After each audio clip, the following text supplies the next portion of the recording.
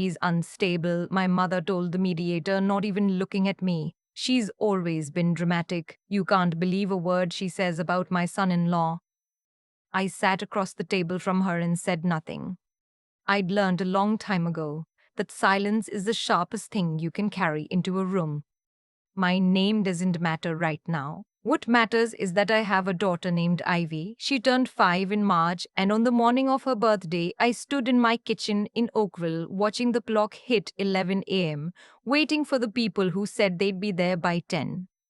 I'd made the cake myself, lemon with buttercream, her favorite, the kind with the sprinkles pressed into the sides. I'd blown up 18 balloons the night before after she went to sleep, the cheap ones from the Dollarama on Kerr Street, and I'd taped them to the walls in bunches because she'd asked for a room full of purple. I'd done everything right. What I had not done was check my phone until that morning when I saw my mother's text from the night before at 10:47 p.m. Something came up. We'll try to stop by later if we can. That was it. No call. No explanation. Just that one sentence, sent after Ivy was already asleep, so I couldn't even warn her. She woke up at 7 asking if Grandma was coming. I said yes, baby, of course. I said it like I believed it. By 11, she was asking me quieter questions. The kind the children ask when they already know the answer but need you to say it differently. Do you think they're just late? And then 20 minutes after that, did they forget? I told her no one forgot her. I told her we were going to have the best birthday anyway. I cut the cake right then and there, 11 in the morning. Just the two of us at the kitchen table, and she blew out her candles and smiled, because she's 5 and she still tries to protect me from knowing when she's sad. I took a picture of her with icing on her nose and I sent it to no one. I just saved it to my phone and stood at the sink for a minute while she ate, looking out at the backyard at the little plastic slide I'd bought secondhand off Facebook Marketplace and repainted yellow because yellow was her favorite color that particular month. I was 29 years old, recently separated, working 3 shifts a week as a paralegal at a firm in downtown Toronto, and I had $42 in my checking account until the following Friday. And I had managed somehow to give my daughter a birthday with 18 purple balloons and a lemon cake with sprinkles on the sides. My family couldn't manage to show up at all. Let me back up a little. When I was 24, I married a man I'll call my ex-husband because that's all he is now. He was charming in the specific way that takes a while to decode, the kind of charming that looks like confidence but is actually just a very well-practiced performance of it. My parents loved him immediately. My mother in particular. She used to say he reminded her of my father when he was young, which should have been a red flag, given how that turned out, but at 24, I didn't have the context for it yet. We moved into a condo in Mississauga. He worked in finance, not the impressive kind, just mid-level financial advising at one of the smaller firms. And I was finishing my paralegal certificate and working at a cafe on weekends. We were fine. Not spectacular, but fine. The kind of fine that you mistake for contentment when you're young. Ivy was born when I was 26, and something shifted in the house after that, the way things shift after a baby arrives and you suddenly see the architecture of a relationship more clearly, because you're too exhausted to ignore it. He didn't want to get up at night. He didn't want to adjust his schedule. He resented the way my attention had moved, and instead of talking about it, he just started disappearing. At first into work, then into weekends with friends, then eventually into a situation I found out about through a notification that popped up on his laptop while he was in the shower. I won't get into the details of that because they're not the point. The point is that when I told my mother, she asked me what I had done to push him away. I remember sitting at her kitchen table in Hamilton, Ivy, asleep in the car seat on the floor beside me, and hearing my own mother ask me that. What did I do? As if a 2-year-old and a wife who worked and kept the house and made dinner most nights had somehow driven a man into the arms of someone else by being insufficient. I didn't argue. I picked up Ivy's car seat and I drove back to Mississauga and I called a family lawyer the next morning. The separation took 14 months, My ex-husband contested everything he could think of to contest. Custody arrangements, the division of what little we had, even the return of a piece of furniture I'd brought from my own apartment before the marriage. My parents sided with him. Not loudly, not in a dramatic way, but consistently. My mother would pass along things he'd said to her. My father invited him to Christmas that first year and told me it would be too complicated if I came with Ivy. So Ivy and I spent that Christmas at my friend Deb's place in Guelph, eating takeout butter chicken and watching Elf, and it was honestly one of the better Christmases I can remember. But I'm getting ahead of myself. By the time Ivy's fifth birthday came around, the legal side of things had been settled for almost a year. My ex-husband had moved to Calgary, his choice, not mine, and one that had implications for his custody arrangement that I'll get to, and I had moved into a small semi-detached in Oakville that I was renting with help from a housing subsidy I'd qualified for while I got back on my feet. I was rebuilding. It was slow, and it was sometimes humiliating in the way that rebuilding is, but I was doing it. My parents had been making noises about reconciliation, my mother especially. She'd started calling again after she found out my ex-husband had relocated to Calgary with a woman he'd met 3 months after I filed. And I think the distance made it easier for her to quietly revise the story she'd been telling herself. She'd called on Ivy's birthday the year before, sent a gift card. She'd come to Oakville twice for dinners that were stiff but not terrible. I was cautiously, stupidly, letting the door open a little. When I planned Ivy's fifth birthday, I made the mistake of inviting them. My mother said they'd be there. My father said he'd try. My brother said he had plans but might come by after. I took all of this to mean they were coming, because I am apparently a slow learner. Instead, I got a text at 10:37 p.m. the night before. Something came up. We'll try to stop by later if we can. Later never came. I didn't say anything about it for 3 weeks. I didn't call. I didn't text back. I didn't respond to my mother's follow-up message the next day that said Hope Ivy had a wonderful birthday, with 2 exclamation marks like nothing had happened. I just went quiet and let the silence sit there. During those 3 weeks, I did a few things.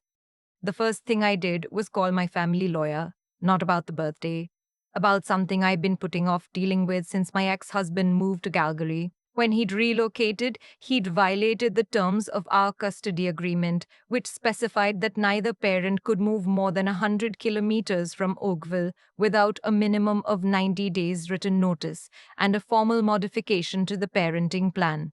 He'd given me 11 days notice by text message. I had said nothing at the time because I was overwhelmed and honestly a little relieved, but my lawyer had been gently flagging it for months, and I finally told her, okay, let's deal with it. The second thing I did was go back to work full time. I'd been 3 days a week since IB started Cheque in September, but one of the senior lawyers at the firm had been asking me for months whether I'd consider coming on full time with a salaried position. I'd been hesitating because of childcare logistics and because, honestly, I hadn't trusted myself to hold it together. That month, I called her back and said yes. The third thing I did was send my mother a check. She'd lent me $800 during the separation, at a moment when I'd had nothing and needed to cover first and last on a temporary rental. I'd always intended to pay it back. I'd just never had the cash, and she'd never asked. The day after I went full-time, I sat down and wrote out a check for $800 and mailed it to her with no letter, no note, just the check. She called me when she got it. What is this for? It's what I owe you, I said. You didn't have to. I know, I said. I wanted to. She started to say something else, and I told her I had to get back to work, which was true, and I hung up. I don't know exactly what I was doing with that check. Settling a debt, yes, but also something else, closing a door that she didn't realize was closing. The custody motion took 2 months to schedule. My ex-husband hired a lawyer in Calgary and appeared by video. I sat in a boardroom at my firm. My lawyer had arranged for us to use the space and watched him on a screen looking annoyed and slightly sunburned. And I thought about the morning of Ivy's birthday, the empty driveway, her voice asking, did they forget? and I felt something very calm settle in my chest. His lawyer argued that the relocation was a mutual understanding, that I'd agreed informally, that we had a cooperative co parenting relationship that made strict adherence to the written agreement unnecessary.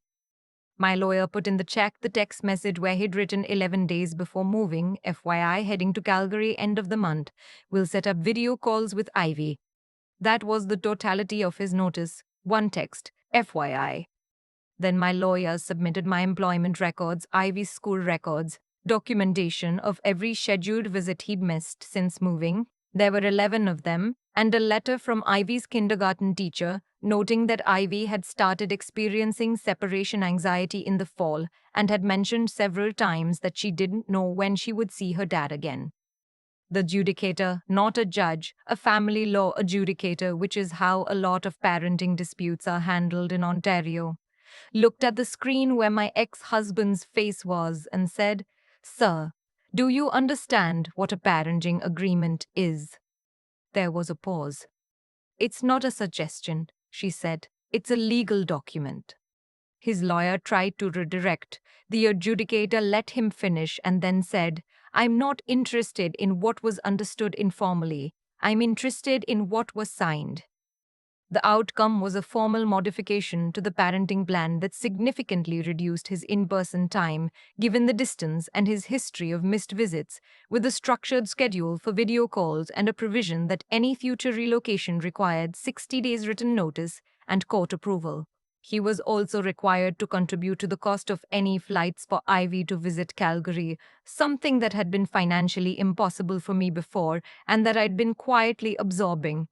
He looked like someone had taken something from him. Watching the adjudicator read the decision, but he'd taken something from Ivy first. He'd taken stability and routine, and the reasonable expectation that her father would show up when he said he would. He'd taken 11 visits. He'd moved 11 days' notice away and called it cooperative. I didn't say any of that. I didn't have to. My mother found out about the custody hearing from my brother, who'd heard about it, I'm not sure how. She called me 3 days after. "Why didn't you tell me?" she said. "Tell you what?" "About the hearing.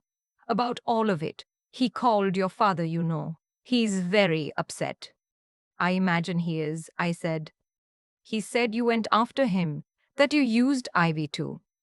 "Mom," I said it quietly, not angry. "I protected my daughter's legal right to have a present, involved parent. That's what I did. I'm not going to apologize for that." Silence on the line. "You mailed me a check," she said, and her voice had shifted. Something in it that I recognized. The sound of someone realizing a conversation is different than they thought it was. "Without a note. I owed you money. I paid it back." It felt like she stopped. "Like what?" She didn't answer, but I think she knew. It felt like a goodbye. It felt like someone who was done needing things from you and had found a way to mark that clearly without making a scene. "Ivy asked about you last week," I said, which was true. "She asked why you didn't come to her birthday. I told her you were very busy."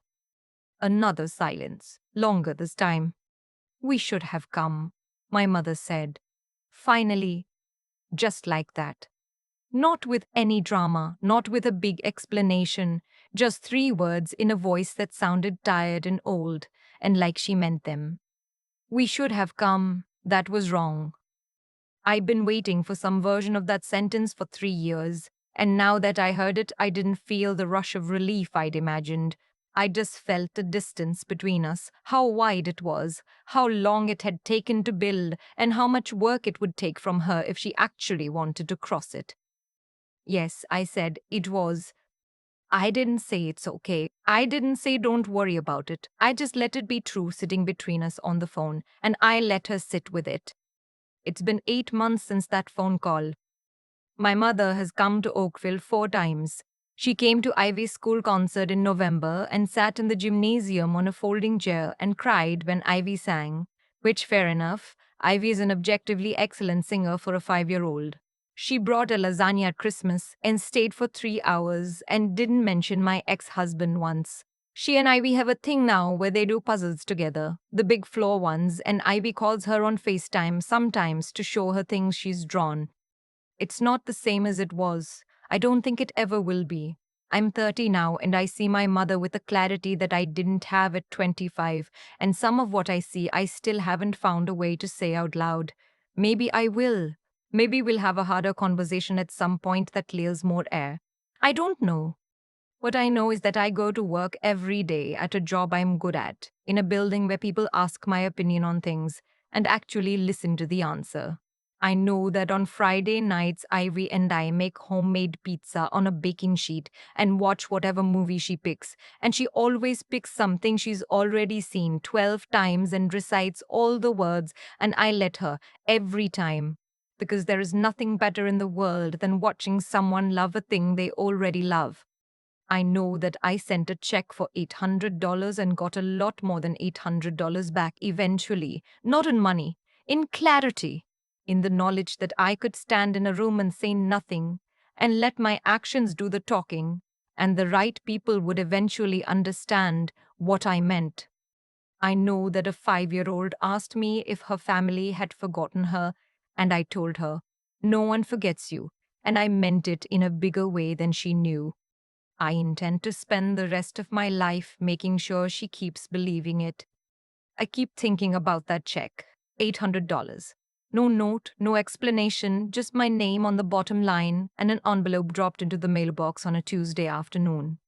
People who heard about it later thought it was a power move, some kind of calculated gesture, and maybe part of it was. But mostly it was simpler than that. It was me deciding that I didn't want to carry the weight of that debt anymore. Not the financial one, the other kind. The one where you owe someone something and they haven't asked for it back yet, and that silence becomes a kind of control, even if they don't mean it to be. I've thought a lot about what it actually takes to get through something like what I went through: the separation, the custody fight, the years of being quietly written off by my own family. And I don't think it's one thing. I think it's three things working together. And when any one of them is missing, you feel it. The first is knowing what's right and doing it anyway, even when it costs you, not in a dramatic, self righteous way, just a small daily version of it. Telling Ivy the truth in age appropriate ways instead of poisoning her against her father, paying back money I owed even when I was still struggling, not sending the angry texts I wrote in my head at 2 in the morning. There were 100 moments where I could have made things uglier and I chose not to, and I think that mattered. Not because it made me a saint, but because it meant I could look at myself clearly. And clarity, I've learned, is a resource. You need it to make good decisions. The second thing is thinking before you react. The custody violation could have become a screaming match, a series of hostile messages, a war. Instead, I waited. I talked to my lawyer. I gathered documentation. I let the legal process do what it exists to do. The adjudicator's words, "It's not a suggestion, it's a legal document," weren't something I said. I didn't have to say them, because I'd been patient enough to let the facts speak. There's a kind of intelligence that isn't about being the smartest person in the room. It's about knowing when to move and when to be still. The third thing is the one that's hardest to talk about because it sounds like a cliche. You have to keep going when there is no visible reason to believe it gets better. I had a lot of those nights. $42 in my account, a 5-year-old asking questions I didn't have good answers to, a family that had chosen a man over their own daughter. The only thing I had was the next morning, so I just kept making it to the next morning. Full-time job, call the lawyer, make the lemon cake, tape up the balloons. None of that was heroic, it was just what needed doing. And what I know now, standing on the other side of it, is that the outcomes in a situation like mine aren't random. The people who showed up badly, my ex-husband, my parents in those years, they didn't lose anything because the universe decided to balance the scales. They lost things because of the specific choices they made, repeated over time, that narrowed their options until the walls closed in. And I didn't win anything. I just kept my options open long enough that when the door appeared, I could walk through it. Ivy did a puzzle with my mother last Sunday. 150 pieces, a picture of a lighthouse on the Nova Scotia coast. They sat on the floor for 2 hours, and my mother let Ivy boss her around about which pieces went where, and at some point I stood in the kitchen doorway and watched them and thought, this is what I stayed steady for. Not for the custody ruling or the job or the validation. For this, a Sunday afternoon, a lighthouse puzzle. My daughter's voice saying, no, grandma, that piece goes there. That's what I was protecting all along.